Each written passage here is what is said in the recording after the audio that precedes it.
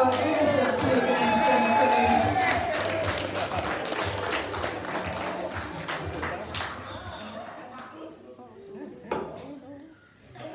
Are we all in trouble?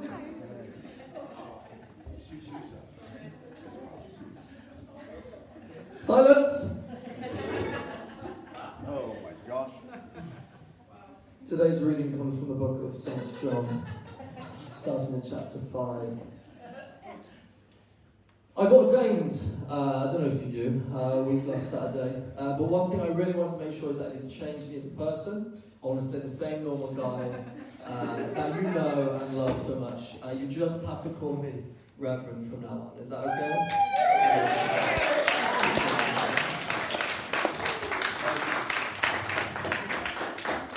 Yeah. You know what's funny is that's a fancy dress thing, and I haven't even worn that before. Nia wore that at a fancy dress night. She looked pretty good in it, to be fair.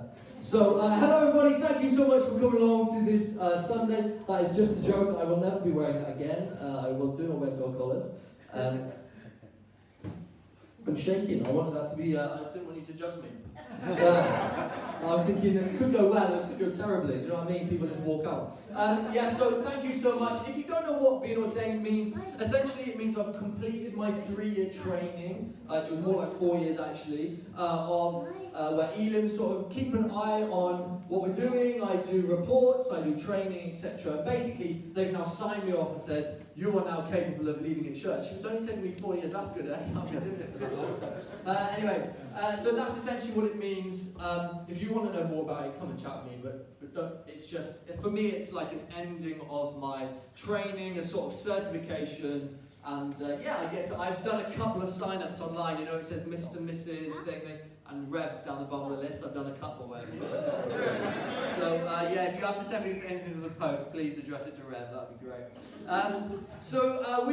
This week we are carrying on our Fruit of the Spirit series. Who's been here for most of the weeks? Yes. Fruit of the Spirit? Great stuff. Well, as you'll know, goodness was last week, and this week I'm preaching on gentleness. Wait, what? Should I be? Does anyone know the Bible? This is why, ladies and gentlemen, you have to check up on me, because when I was planning, I think Steve may be going for the fruits on his hand or something, because when I was planning this series, I was pretty certain I knew the order that the fruits came out in the Bible. Love, joy, peace, patience, kindness, goodness, gentleness, faithfulness, and self-control. Turns out, I was wrong. And this is why you always go back to the Bible. If anyone's got Galatians 5 in front of them, it should be faithfulness this week. The actual scripture says faithfulness, gentleness, and self-control. But there we are. I've got it wrong. So this week I'm doing gentleness, and next week we'll do faithfulness. And that's okay, because there's still fruits of the Spirit, and we're still going to hear about them. So apologise for that. So for me, this week, if we've got them up there. That was so quick, by the way, Maureen. Absolutely incredible. Is that playing? Can someone just check? It is. That's all good. Cool. I'll cut that. I'll edit that out. If you look, all of them, I would say this week's topic of gentleness, I would say, is the least needed, or at a glance, it seems the least essential out of all of them. Love. We've got to have love, right? Joy. We've got to have joy. Peace. Yeah, we want that forbearance, patience, kindness, goodness, being faithful, and having self-control. But gentleness, for me, seems like one that's here and there. Because we're not all gentle, right? We all have different personalities. We can all come across in different environments. If you're a lawyer, you can't just sit there and be gentle. Oh, yeah, well, I think my client's not guilty, but it's okay if you think he is. Like, you can't do it. There are roles which need us to be firm and clear. Being a parent sometimes means you can't always be gentle. If your child steps into a road, no one's going, come back, sweetie. Come back, because I can't come in. You're not gentle in that moment. Get on the road! Quickly, right? If you're a parent, you probably know. On the good days, you call them back. On the bad days, there's a moment of pause, isn't there? And you think, no, I should really. And you put them back. Did I say that or not? Okay. Ignore that. So I wanted to think, and essentially I wanted to work together to find out if this is essential. Do we really need it? And so I'm going to ask you right now, 2 minutes on each of your tables. I want you to give me 3 description words of someone who you think is gentle. What it means to be gentle. 3 description words, and we're going to come back to 2 minutes in your tables. What would it mean if someone was gentle? How would you describe them? Not using the word gentle. Go, 2 minutes. Chat, chat, chat.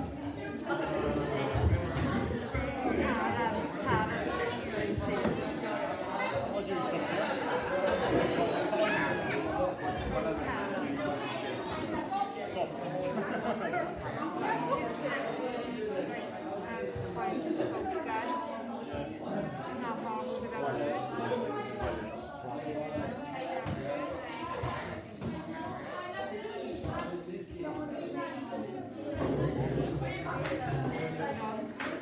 That's a big one.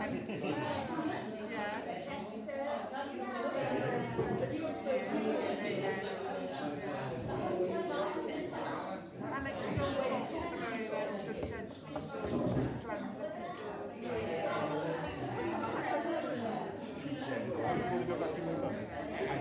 Okay, let's turn back around. I know that was really quick. Shout out some words. What does it mean if someone's gentle? Meek? Sensitive? Careful? Good? Nice? Great? All of these are good? Patient? Peaceful? Okay, so, what's that? Approachable. That's good. So all of these are good, right? These are all good. So I looked up the dictionary definition of but again, lots of those things we can't always be in every situation. But we know from this message that the fruit of the Spirit should be out in every season, should be flowing out of us. So the question is, there's a gap. I can't always be all of those things all of the time, depending on a role, depending on sometimes emotion, depending on stuff like that. Especially if we think about sort of righteous anger, being, when you're passionate about injustice or slavery, you're not always nice. You're not always approachable about those things, right? So how do we have gentleness in the face of some of those issues? That's what I'm trying to work at. Because I looked at the dictionary definition, you guys have shouted out some great words, and the dictionary says being gentle is like this: it's the quality of being calm and kind, the quality of doing things in a quiet and careful way, having or showing a mild, kind, or tender temperament or character. The quality of being kind, tender, or mild-mannered. Noreen said meek. Meekness is an interchangeable word, and meekness is the fact or condition of being meek. Submissiveness, quiet, gentle, and easily imposed upon. Being submissive. Now this also, as well as being nice, gives the idea of flimsiness, right? Being pushed around. Oh, I'm gentle, so, I get knocked, okay, yeah. If 4 people are asking, deciding whether they want to go to dinner, if you're the most gentle, usually it means we're not going where you want. You can get pushed aside, you can get imposed upon, right? So it's interesting, because does that sound like the Jesus we know? The good stuff, yes. But that thing about being imposed upon, that thing about being pushed to the side, being flimsy, that's not Jesus. Especially in his moments of spiritual fervency, of almost anger. Think of the story when he turns the tables. So is Jesus not gentle then? What about when he calls Pharisees hypocrites and dogs and liars? Is Jesus not being gentle? What about when in the boat and the disciples goes, we're going to die, then we're going to get sink, and he goes, but essentially, are you stupid? Oh, ye of little faith. Come on, guys. How many times? When they're asking him, there we go. I like my old work impression. When Jesus says, when they go, we don't know what these parables mean, Jesus. He's like, how long do you have to be around me? So is Jesus not being gentle? That's what I'm getting at, right? That there's a gap. There's a missing piece. Something we're getting doesn't add up. So if it's not fully Jesus, that description, that dictionary definition, the things that we've come up with, then how are we meant to understand gentleness as a fruit? And that's what I want to go into today. How are we meant to understand it in our lives when we have those moments of spiritual passion and desire and fighting against injustice, or all those sorts of things? How are we meant to battle that? Most of you know that I love the Bible Project, Tim Mackey, people like that. He says on a recent podcast I was listening to, he says, words mean what the culture and context define them to mean. What he means by that is, if I said to you, oh, Tash, man, yeah, that song was sick. What does it mean? What did I mean it meant? It's good. But you told someone 50 years ago, oh, man, that was sick. I go, oh, are they okay? Are they unwell? Why? Because the word means what I mean it in context. Yeah? Do you see what I'm saying? So there's words we use all the time that actually we understand what it means, but it doesn't mean what it means. I know that's confusing, but so we have to understand that biblically there are words that mean what they meant, but we read them as something different. And so what I'm saying to you really clearly today, we need to be careful what context we put on the word gentle. Because we go, oh, Jesus had to be gentle. Oh, and that means when he turned the table, he wasn't gentle. No, I think we misunderstand what biblical gentleness is. And that's what I think we're going to go into today. That's the point of me asking you these questions. Because I think we've misunderstood gentleness for meaning permissive. Submissive. Okay, whatever you want. And we've actually made it in some ways negative. And so then when Jesus is gentle, we maybe think of him as submissive. And then when he isn't gentle, we go, well, I don't know where the fruit of the Spirit gentleness is now. And we feel lost. So let's dive into it. Let's go in and let me just ask this question. What if biblical gentleness isn't only shown in being calm, soft, and peaceful? What if it's not? It often is. I don't want this church to become the gobbiest church in the world. Like, oh, being gentle! Yeah! Usually it is calm, peaceful, forgiving, but sometimes it isn't. And I want to hopefully show that to you today. So first, I think we have to rediscover what true gentleness is so that we can understand this fruit the best we can. So James 3:17, first verse. But the wisdom from above, so God's wisdom that he gives to us, is first of all pure. It is also peace-loving, gentle at all times. Really important. God's wisdom is gentle at all times and willing to yield to others. It is full of mercy and the fruit of good deeds. It shows no favoritism and it is always sincere. Hear that? It is gentle at all times. So when God corrects, when God guides, when God is stern, when God says no further than here please, he's being gentle. He's being gentle. So let's just start to understand and begin to pick apart when we hear the word gentle, what we're thinking about. God's wisdom is gentle at all times. It also says, and this is teamed together, it is gentle at all times and is willing to yield to others. I don't know what verse yet. I'm willing to yield to others. There is something about gentleness that says, actually, I'm willing to, it's this choice of submissiveness. A choice of submission. It's not, oh, you just beat me up because I've got no strength. It's in the right places I choose to go, I value you enough to step back. I value you enough to go, I love you, and so, yeah, let's watch what you want to watch tonight. Let's go where you want to go. Yeah, I agree with you, actually. I agree with your wisdom. We're going to see a couple more of those in another verse. So remember that phrase, being willing to yield to others. 1 Thessalonians 2:7 says, we could have demanded things from you, but we were gentle among you. This is Paul writing to a church in Thessalonica. But we were gentle among you. Listen to the way he describes it.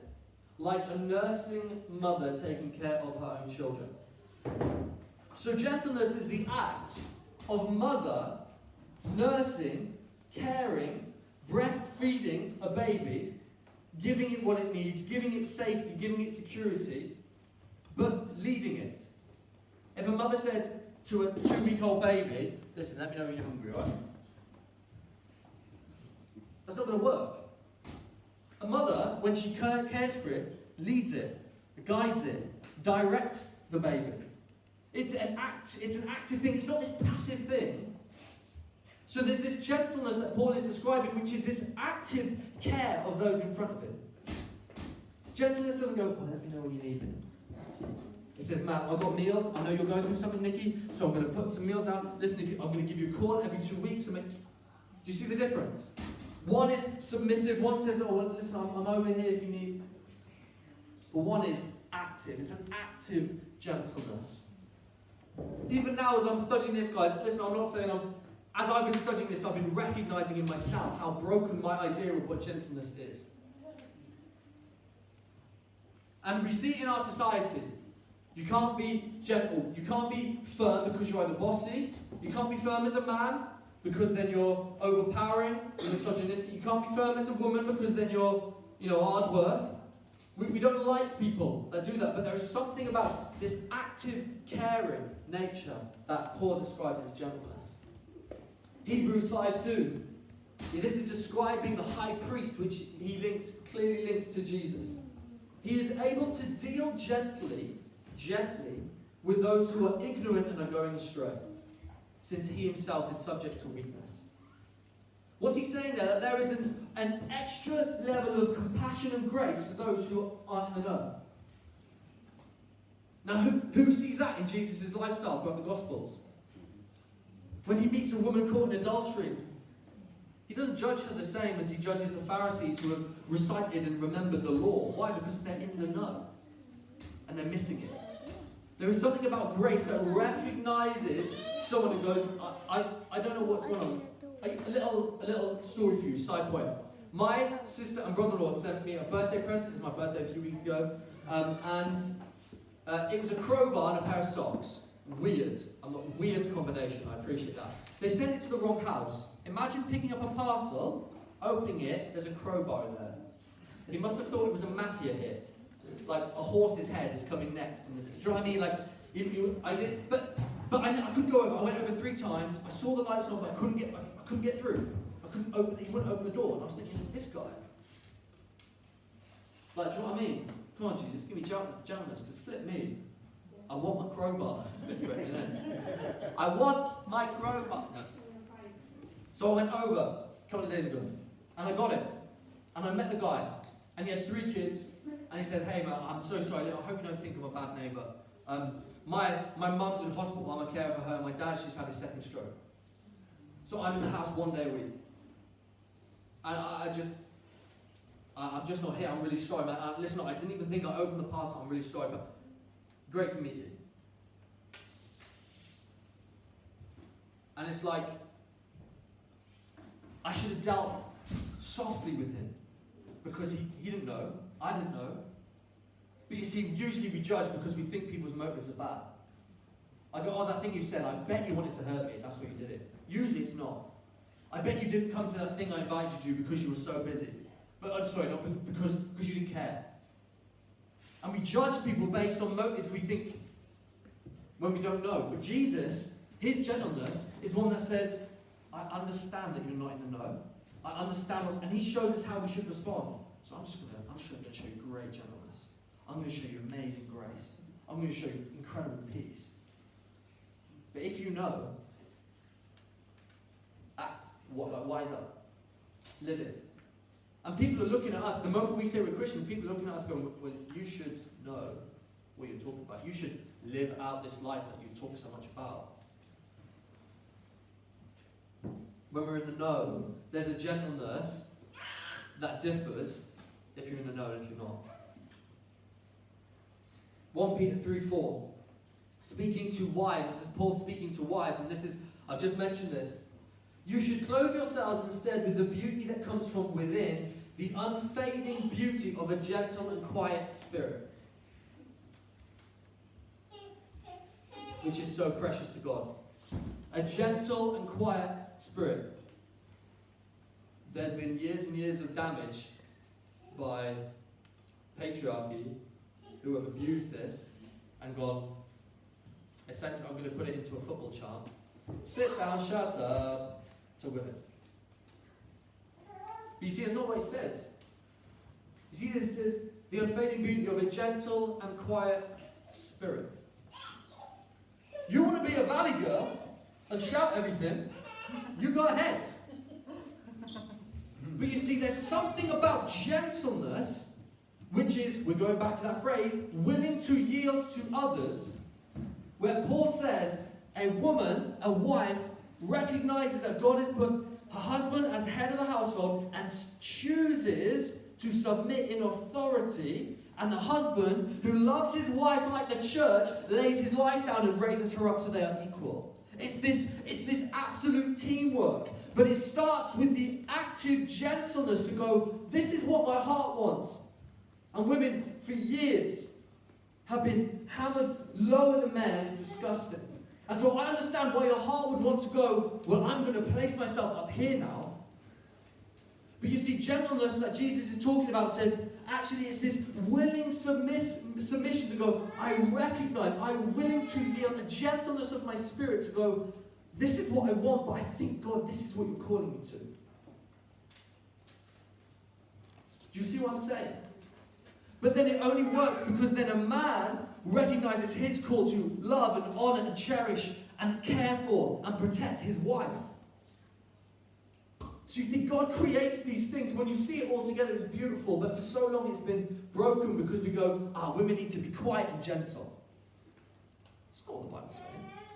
A gentle and quiet spirit to recognize the created order that God has put. To say, God, I choose that in a position of marriage to respect the authority of my husband, who in turn respects me and lifts me and treats me as an equal, because that is what we are, and that is what we are created for. That's what the Bible teaches. That is gentleness.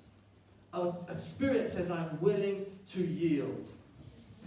Not to others, not to be bashed about by what other people want, but to willing to yield to the spirit and call of God.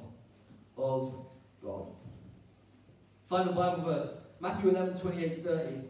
Come to me, all you who are weary and burdened, and I will give you rest.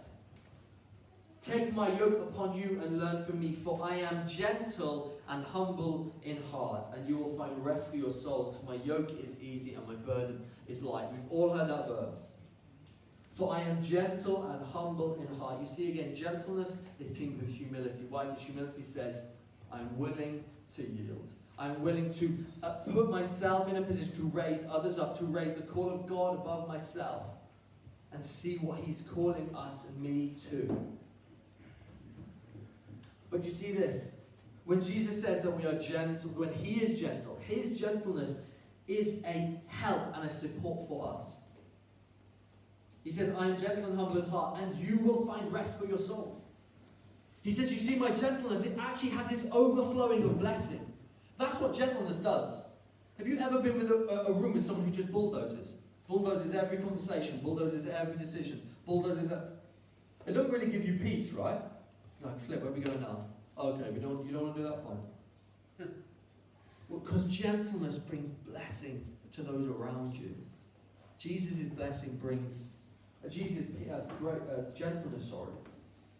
brings a blessing of rest for our souls.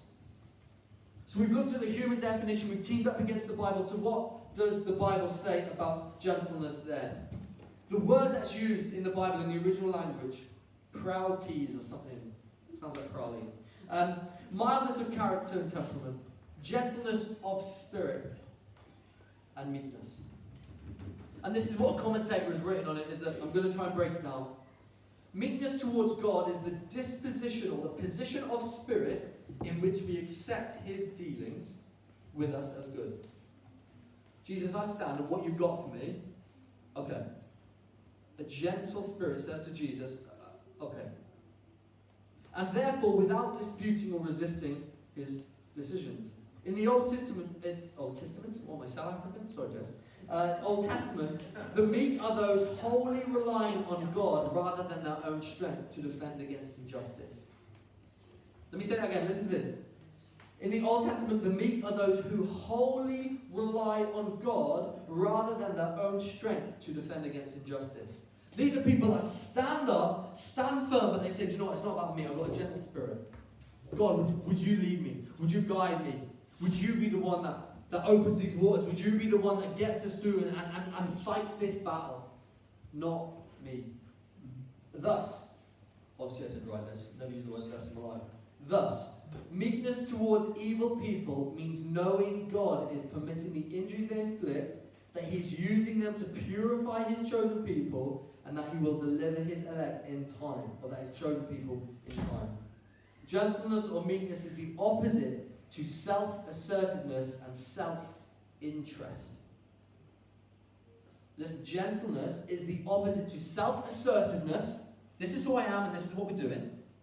And self-interest. Which is difficult because we are hardwired to get what we want. This is what I want. This is the bank balance I want. This is the life I want to live. These are the friends I want. This is how I want to be seen. That's a difficult one. Social media, filters, all the rest. This is how I want to be seen. I hate it when people don't see me like they want to. Self-interest is an enemy of gentleness. Just let that settle. If you want to move in the gifts of the Spirit, your self-interest has to go. Has to be put to the side. Jesus, where do you want to send me? Send me to a big church in a city centre. You go to the Camel Valley. You're gay. Self-interest. And there's been plenty of time that I put my self-interest on the table, alright? I'm not honouring myself here. I'm just saying that's what it looks like sometimes. Okay, Jesus. I trust that you are good. And I have a gentle spirit to accept that. Gentleness stems from trusting God's goodness and control over the situation. The gentle person, if you take nothing away, take this phrase away, the gentle person is not occupied with self at all. The work is of the Holy Spirit, not the human will. We've spoken about that already. You don't get better at gentleness. It is only through the Holy Spirit giving us that. Another definition by the same commentator. Meekness is an attribute of human nature and behaviour that's defined as this combination: righteousness, humility, and patience. Team those three together and you have biblical gentleness, righteousness, humility, and patience. So let me give you a few examples. Gentleness is not about softness or being brushed aside, but about malleability. By that I mean the ability to be molded, to be shaped. The Bible tells us that we are the clay, he is the potter, and he shapes us. So gentleness is of the Spirit and is holding firm to God and loosely to ourselves. Gentleness is holding firm to God and loosely to myself. So it's holding firm to what God says and loosely to how people talk about me. Because one side is I'm a child of God, I'm loved, I'm called, I have a purpose, I have direction. Even when things go wrong, you love me, you have guidance. This side is people don't like me, I didn't get likes on that photo, I'm not in the right place, I don't have many friends, people hate me. Because true gentleness leads us in this direction to go, actually, I'm holding firm, God, to what. I'm not saying that stuff still isn't said about you. Or those thoughts don't go through your head, but true gentleness is going, Jesus, I yield my own understanding of myself and I take up yours. I have a gentleness of spirit to recognize your call in me. It's holding firm to God's plan and loosely to your own plans. It's holding firm to God's priorities and loosely to your own desires. It's holding firm to God's guidance and loosely to your own direction. Gentleness is the ability to step your life aside and let God's light shine instead of yours. Instead of yours. He does it through you, by the way. He does it using your skills and your gifts, but we have to step our life aside. The gentle person is not occupied with self at all. Why do I think this is important? Because, as I've said, it helps us clarify the stories of Jesus. What about when he clears the temple, when he calls the Pharisees dogs and hypocrites, when he's asking the disciples where their faith is? All of a sudden, I can see gentleness in that story now.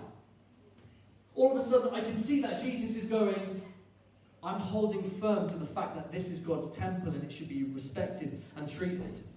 But notice how Jesus reflects his gentleness in that situation. In Mark 11, it talks that Jesus goes to Jerusalem, sees the temple. He looks around. He sees the sin, but he goes away again. He rests on God. He says, okay, God, I need you to help me in this situation. He comes back in the morning, and still flips the tables. Still puts people in their place. Still brings the truth of God in a passionate way. But it's with gentleness. Why? Because he's let go of himself and he's chosen to go, okay, God, I think I'm willing to yield to you, but I think you're calling me to do this. To be bold, to step up, to be clear, to be passionate. Campaigns like the A21 campaign that fight against sexual slavery throughout the world. Well, you think they start up because people go, oh, yeah, I really don't like that, but I have to be gentle, so I'll just stay here and pray. No, they started up because people went, screw that. This ends here. I'm going to put my money where my mouth is. I'm going to give my time. I'm going to give my energy. I'm going to give everything I am. That's still gentleness, by the way. Why? Because they're yielding their spirit to God and saying, God, would you use me? Use me. Use me in the quietness and use me in the boldness. But my spirit is yours. It all comes to the crux of this moment, essentially in Galatians 5. Straight after the verses of the fruits. Those who belong to Christ Jesus have crucified the flesh with its passions and desires. Since we live by the Spirit, let us keep in step with the Spirit. It's saying you want to be gentle, you want to have these fruits, you want to do that. You've got to let yourself die before Jesus and be given new life in him. That's how gentleness works.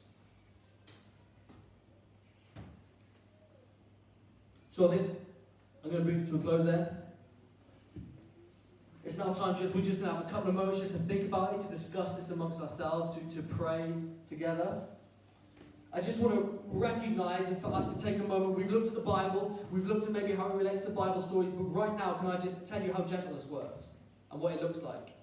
Because I think society right now hates gentleness, or it doesn't reward gentleness, at least, biblical gentleness. Look at social media.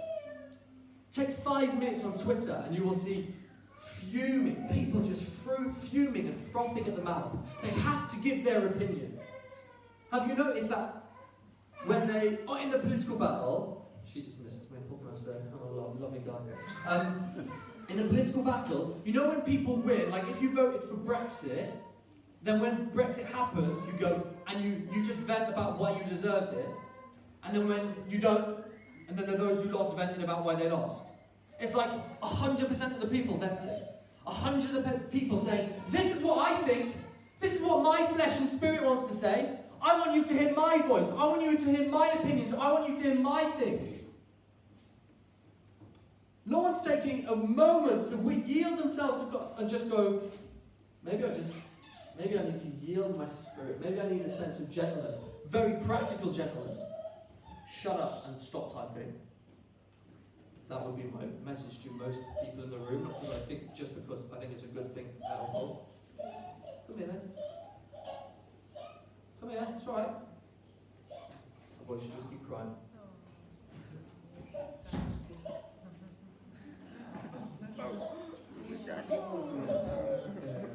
You know how to kill an ending, don't you?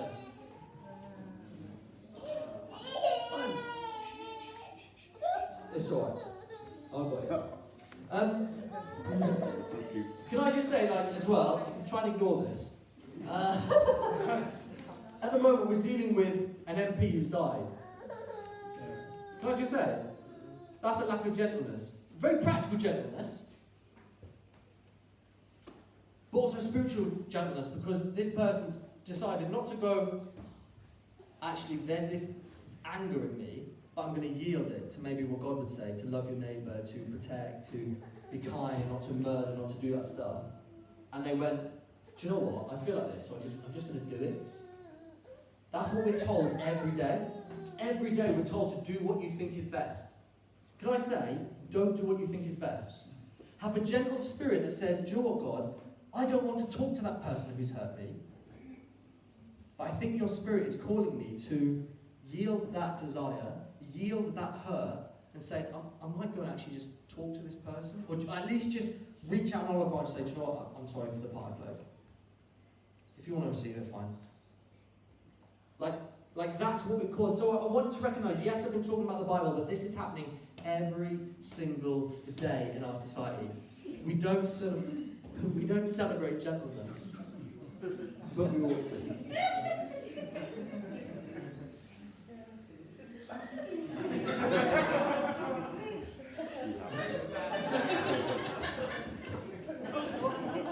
Okay, I'm going to bring it to a close because obviously.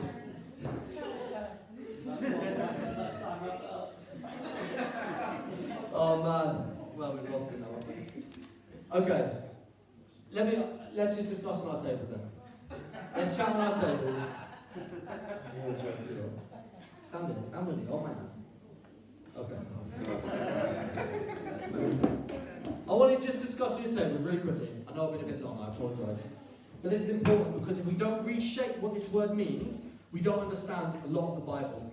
We don't understand why God is difficult sometimes to understand. We don't understand why Jesus is bold and clear and straight and sometimes seems rude. We don't understand why Paul speaks in such a bold, clear manner to the 1 Corinthians. We don't. Why? We think, oh, he's not being gentle. He is. That's my point. Gentleness in the 90% is being kind and gracious and quiet and going, I love you so much, you're such a good man. But sometimes it's going, yo, Pat. It's being clear and bold and saying, do you know what, Jesus, you've called me to this. You've called me to this area. You've called me maybe to this job. Maybe everything about my job I hate, but you've called me to care for people. Maybe I'm not paid enough. Maybe my shifts are rubbish. But you know what, something? There's something in me and I'm going to yield my spirit to yours. I'm going to have a gentle spirit to you. It says, okay, Jesus, okay. That's what I think gentleness is. So I want you to chat on your tables and say, practically, where can you see gentleness grow in your life? What I mean by practically is actually being soft, gentle, calm, peaceful. And also biblically, where in your life do you need to hold loosely to your life, your preferences, your self-interest, your opinions? Where is it in your life? Is it on your Twitter feed? Is it on your Facebook? Is it with your closer friends that you're willing to just let things fly with? Is it in that sports club or football team or darts team? Where is it?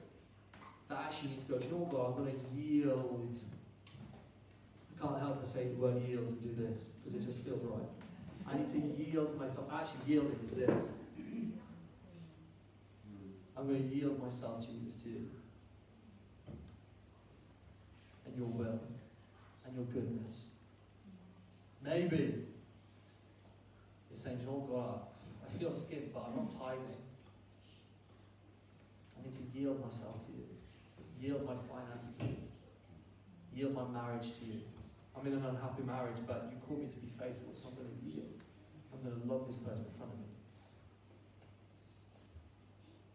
That's gentleness of spirit. Not soft, not flimsy. Willing to yield. So let me pray, and then we're going to jump on to tables. I'm going to just give you an opportunity to chat this through, because I think it's really important to reflect on stuff like this and be honest with each other. Jesus, I hope that's made sense, Lord. Hopefully your Spirit just guides it. Whatever touches people's hearts, God, would it remain? If it was my words, just let it fall away. But Father, I really believe that we've misunderstood gentleness. We've allowed it to mean something soft and flimsy and rubbish, but your gentleness is bold. It is beautifully patient and graceful and peaceful. But it also stands up for injustice. It stands up. It takes its place. It takes a stand. It's a spirit that yields. And so, Father, I just pray that you'd be with us in these conversations and you would guide us to a greater understanding of your gentleness. Amen. Amen. Amen. Fab, guys. 5 minutes with yourself.